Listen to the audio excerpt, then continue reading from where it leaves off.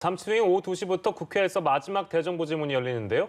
추미애 장관이 출석할 예정이라서 정치권의 반응은 뜨거울 것으로 보입니다. 예, 국회에 나가 있는 취재기자 연결해서 자세한 소식 들어보겠습니다. 장윤희 기자. 네, 잠시 뒤인 오후 2시부터 마지막 국회 대정부 질문이 열립니다. 추미애 장관이 참석하지만 오늘은 기존 열린 3차례의 대정부 질문에 비해선 여야 모두 정책 질의가 보다 많을 것으로 보입니다. 여당 의원들은 국가 균형 발전, 코로나19 의료 대책, 재난재해 대응 등 정책 질문에 집중한다는 방침입니다. 추미애 장관 아들을 둘러싼 의혹은 충분히 소명됐다는 여당 내 인식이 반영된 것으로 보입니다.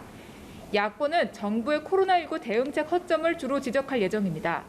추미애 장관이 출석하는 만큼 아들 군복무 특혜 의혹을 두고 막판 화력을 집중할 것으로 보입니다.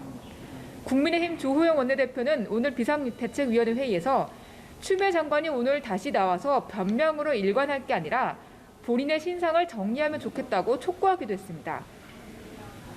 예, 여야는 통신비 2만 원 지급을 두고 여전히 팽팽한 힘겨루기를 하고 있다면서요. 네, 그렇습니다. 정기국회가 본격화되면서 국회의 움직임도 바빠지고 있습니다. 더불어민주당은 오늘 오전 정기국회에 대비한 워크숍을 열었습니다. 이낙연 대표는 모두 발언에서 4차 추경안의 기한 내 처리가 중요하다고 밝혔습니다. 그러면서 원칙을 지켜가면서 협상 가능한 것은 협상하는 방식으로 추경안에 임했으면 한다고 말했습니다. 이낙연 대표는 또 협상 가능한 것이 무엇인지 구체적으로 밝히진 않았습니다.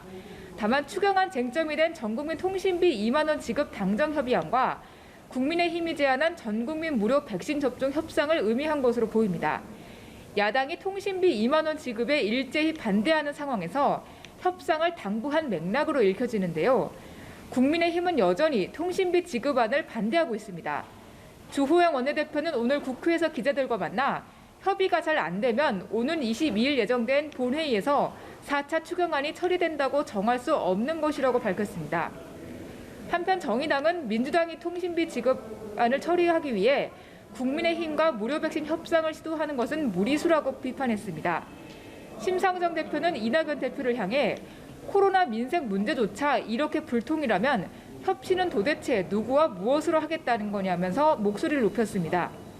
한편 박능후 보건복지부 장관은 오늘 국회에서 열린 복지위 전체 회의에 참석해 전문가들은 60% 접종 물량을 확보하면 충분하다고 한다고 전국민 접종은 과유불급이라고 선을 그었습니다.